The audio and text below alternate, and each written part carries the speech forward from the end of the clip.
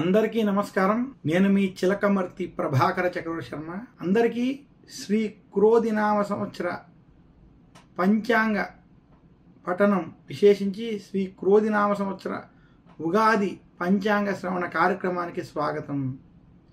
విశేషించి అసలు మనకి ఉగాది అనేటువంటి దానికి అర్థం యుగమునకు ఆది, అది కాలక్రమేణా యుగాది విశేషించి ఉగాదిగా మారిందని తెలియజేస్తూ, మనకి అసలు ఉగాది అనేటువంటిది విశేషంగా బ్రహ్మదేవుడు ప్రతి ప్రళయకాలం పూర్తయిన తర్వాత తిరిగి సృష్టిని ఆరంభించాలి అనేటువంటి సంకల్పంతో సృష్టి ఆరంభించడం, విశేషించి ప్రతి కల్పము పూర్తయిన తర్వాత ఆ కల్పం పూర్తయిన అంత్యభాగం అయ్యి తిరిగి కొత్తగా మరొక కల్పం కలిగినప్పుడు, ఆ కల్పం ప్రారంభమైనప్పుడు బ్రహ్మదేవుడు ఆ కల్పం ఇచ్చేటువంటి సమయంలో ఈ సృష్టిని ప్రారంభించినటువంటి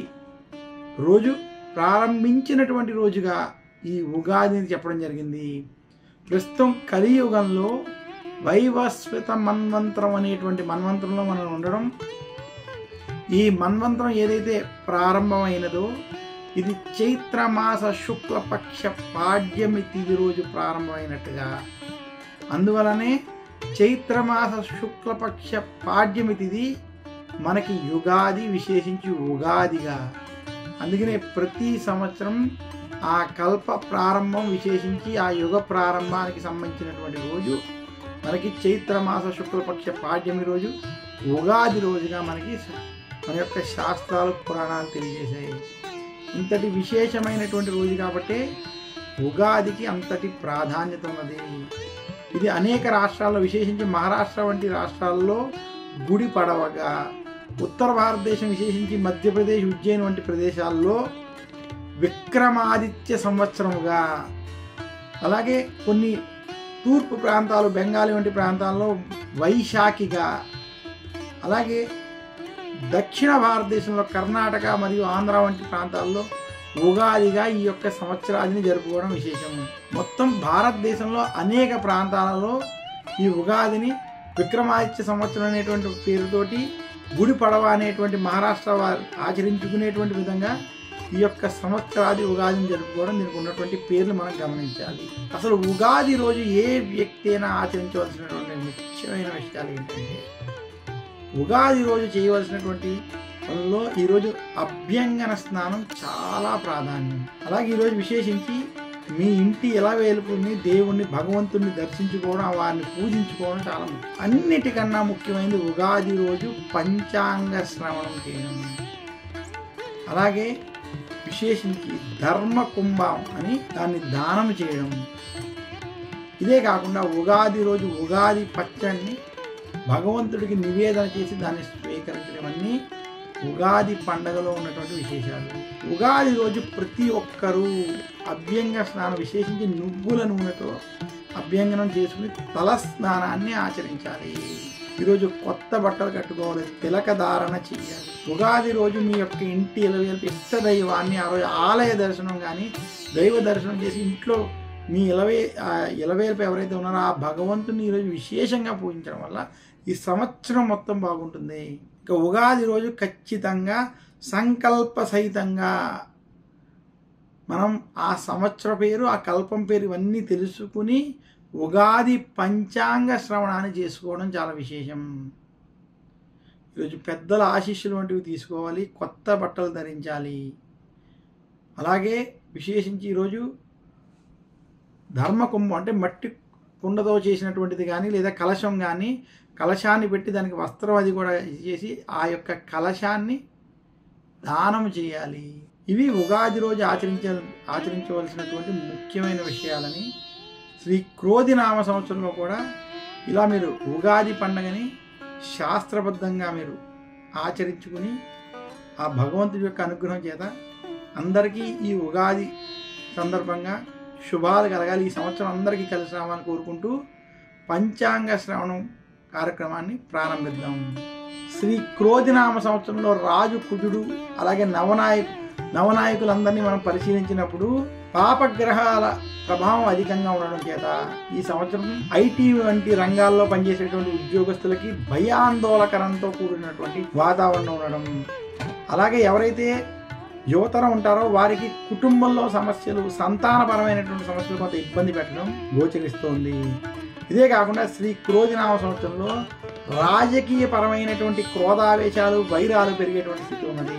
భారతదేశానికి యుద్ధ వాతావరణాల ప్రభావం వల్ల కొంత ఇబ్బందులు కలుగుతాయి. విశేషించి భారతదేశానికి పశ్చిమ ప్రాంతాల్లో ఉన్నటువంటి దేశాలకి ఆర్థిక పరంగా ఇబ్బందులు మాత్రం కలుగుతాయని తెలియజేస్తున్నాను. భారతదేశాభివృద్ధి, తెలుగు రాష్ట్రాలు కూడా అభివృద్ధి వైపు మాత్రం వెలిగేటువంటి స్థితి కనపడుతుంది. శ్రీ క్రోధినామ సంవత్సరంలో బంగారం, వెండి ధరలు కొంత పెరిగేటువంటి స్థితి ఉన్నది. కుజుడు రాజవడం చేత బంగారము, అలాగే లోహాల ధరలు, విశేషించి కాపర్ వంటి వాటి యొక్క ధరలు మాత్రం పెరుగుతాయి.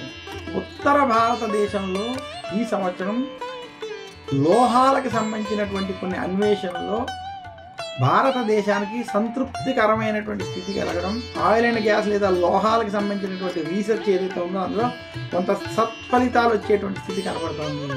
భారతదేశం విశేషించి వారు సైంటిఫిక్గా లేదా ఉపగ్రహాల పరంగా చేసేటువంటి ప్రయత్నాలు ఈ సంవత్సరం సఫలీకృతం అవబోతున్నాయి. కొన్ని చోట్ల ఉష్ణోగ్రతల ప్రభావం చేత అగ్ని భయాలు, అగ్ని ప్రమాదాలు ఉండేటువంటి స్థితి ఉన్నది. దొంగల వల్ల భయాలు, అలాగే అగ్ని ప్రమాదాలు కొంత ఈ సంవత్సరం ఇబ్బంది పెట్టేటువంటి స్థితి ఉంది. అలాగే శ్రీ క్రోధినామ సంవత్సరంలో గొడవలు, అలాగే యుద్ధములతో కూడుకున్నటువంటి వాతావరణం కూడా భారతదేశంలో అనేక చోట్ల ఇబ్బందులు పెట్టేటువంటి స్థితి మాత్రం గోచరిస్తుంది. అనేక మంది రాజకీయ నాయకులు జైలు పాలవడం, అవినీతి పనులు జైలు పాలయ్యేటువంటి స్థితి మాత్రం కనబడుతుంది. మొత్తం మీద శ్రీ క్రోధినామ సంవత్సరంలో భారతదేశం కొంత వృద్ధి వైపు ఉండడం, పాశ్చాత్య దేశాల్లో కొంత వృద్ధి పరంగా ఇబ్బందులు కలగడం మాత్రం కనబడుతుంది. విశేషించి భారతదేశానికి దక్షిణ ప్రాంతంలో ఉన్నటువంటి దేశాల్లో కొంత పురోగతి ఉంటుంది. ఆసియా, ఆఫ్రికా దేశాల్లో ఉన్నటువంటి కొన్ని దేశాలలో పురోగతి, అభివృద్ధి కూడా కనపడుతుందని తెలియజేస్తున్నాను. అయితే పశ్చిమ దేశాలు అనేటువంటి అమెరికా, ఐరోపా దేశాల్లో ఆర్థిక సంక్షోభం, ఇబ్బందులు, యుద్ధ వాతావరణాలు కొంత ఇబ్బంది కలిగేటువంటి స్థితి శ్రీ క్రోధినామ సంవత్సరంలో ఏర్పడుతుందని తెలియజేస్తూ మరొకసారి అందరికీ శ్రీ క్రోధినామ సంవత్సర ఉగాది శుభాకాంక్షలు తెలియజేస్తూ కార్యక్రమంలో చిన్న విరామం తెలియజేస్తున్నాను. తదుపరి శ్రీ క్రోధినామ సంవత్సర మేషరాశి నుండి మీనరాశి వరకు ఉన్నటువంటి పంచాంగ శ్రవణ కార్యక్రమాన్ని చూద్దాం. శ్రీ క్రోధినామ సంవత్సరం, ఈ సంవత్సరం ఉగాది యొక్క పేరు శ్రీ క్రోధినామ సంవత్సరం. మనకి ప్రతి సంవత్సరం ఆ యొక్క సంవత్సర నామాన్ని బట్టి ఆ సంవత్సర ఫలితం కొంత ముడిపడి ఉంటుంది. శ్రీ క్రోధినామ సంవత్సరం విశేషించి చైత్రమాస శుక్లపక్ష పాడ్యమి మంగళవారం రావడం, అందువల్ల నవనాయకుల్లో రాజు కూడా కుజుడు అవడం, ఇదే కాకుండా క్రోధినామ సంవత్సరం కూడా ఈ పేరు రావడం చేత ఈ సంవత్సరానికి అర్థం క్రోధమును కలిగించేటువంటి సంవత్సరం. ఈ సంవత్సరం ఇంట్లో వారి మధ్య, భార్యాభర్తల మధ్య కొంత ఆవేశపూరిత వాతావరణం, క్రోధముతో కూడి ఉన్నటువంటి వాతావరణం ఉండేటువంటి అవకాశం అధికంగా ఉంటుంది. పొరుగు రాష్ట్రాల మధ్య యుద్ధ భయాలు, కొంత గొడవలతో కూడుకున్నటువంటి వాతావరణం, పొరుగు దేశాల మధ్య యుద్ధ వాతావరణాలు వంటివి ఏర్పడడం ఈ సంవత్సరంలో మనం గమనించాల్సినటువంటి అంశంగా తెలియజేస్తున్నాను.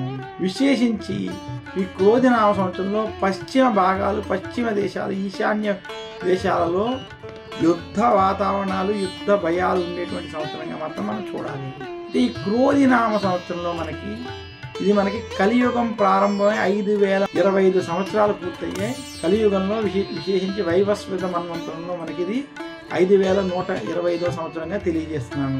ఇంకా శ్రీ క్రోధినామ సంవత్సరంలో మనం నవనాయకులను మనం చూసినట్లయితే ఈ సంవత్సరం చైత్రమాస శుక్లపక్ష పాడ్యమి తిథి మంగళవారం రావడం, అందువల్ల ఈ సంవత్సరానికి అధిపతి రాజు కుజుడు అవ్వడం, అర్ఘ్యాధిపతి కూడా ఈ సంవత్సరం కుజుడు, నీరసాధిపతి కూడా కుజుడుగా ఉండడం, విశేషించి మేఘాధిపతి మరియు ఇతర అధిపతులు చాలా మటుకు మనకి శని వంటి గ్రహాలు అధిపతిగా ఉండడం, అలాగే నవనాయకులలో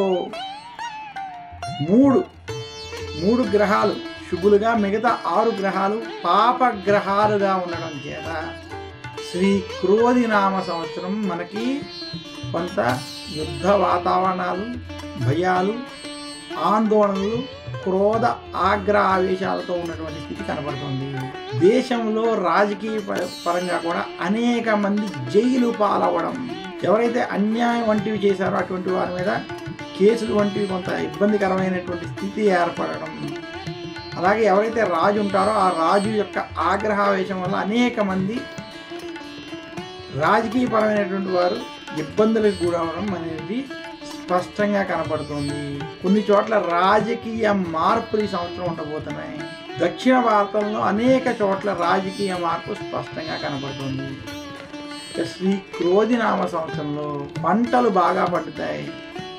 ధాన్యాధిపతి, నీరసాధిపతి వీటిని మనం పరిశీలించుకున్నట్లయితే విశేషించి ఈ సంవత్సరం ఒక సకాలంలో వర్షాలు రావడం, అయితే కొన్ని చోట్ల అతిగా వాతావరణం, విశేషించి వర్షాలు కొన్ని చోట్ల అస్సలు పడకపోవడం, కొన్ని చోట్ల అధికంగా పడడం కూడా ఈ సంవత్సరం మనం గమనించాలి. అలాగే విశేషించి ఈ సంవత్సరం జూలై నుండి నవంబర్ మధ్య ప్రాంతంలో అనేక చోట్ల వరదలు, తుఫాన్లు వంటివి ఇబ్బంది పెట్టేటువంటి ఉన్నాయి.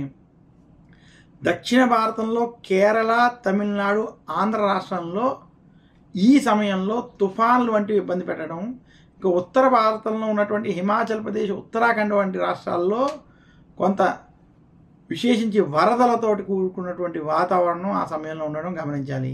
ఇక ఈశాన్య ప్రాంతాలలో అస్సాం వంటివి ఈశాన్య ప్రాంతాల్లో కూడా కొంత ఈ సంవత్సరం వరదలు కలిగేటువంటి స్థితి కనబడుతుంది. ఇక మొత్తం మీద శ్రీ క్రోధినామ సంవత్సరం విశేషించి దక్షిణ భారతంలో కొంత వర్షాల పరంగా కొంత అనుకూలమైనటువంటి స్థితి ఉన్నప్పటికీ వరదలు వంటివి కొంత ఇబ్బంది పెట్టేటువంటి స్థితి కనపడుతోంది. ఈ సంవత్సరం భారతదేశం అభివృద్ధి పదంలోకి నడుస్తుంది. పశ్చిమ దేశాలకి ఉద్యోగపరంగా, వ్యాపార పరంగా, అభివృద్ధి పరంగా ఇబ్బందులు కలుగుతాయి. ఆర్థిక సంక్షోభం పశ్చిమ దేశాల మీద అధికంగా ఉంటుంది. కొన్ని దేశాల మధ్య యుద్ధ వాతావరణాల వల్ల ఆర్థిక ఇబ్బందులు, ఉద్యోగ సమస్యలు, వ్యాపార సమస్యలు ఏర్పడతాయి. ఈ సంవత్సరం రాజు కుజుడు అవడం చేత ఎర్రటి భూములు, కందులు వంటివి బాగా పండడం, పప్పు ధాన్యాలకి, నవధాన్యాలకి, తృణధాన్యాలకి గిరాకీ అధికంగా ఉంటుందని తెలియజేస్తున్నాను. మొత్తం మీద శ్రీ క్రోధినామ సంవత్సరం కొంత భారతదేశానికి అభివృద్ధిగా ఉంటూ ఇతర దేశాలకి కొంత పశ్చిమ దేశాలకి ఇబ్బందికరంగా ఉండేటువంటి స్థితిగా ఉందని మాత్రం తెలియజేస్తున్నాను.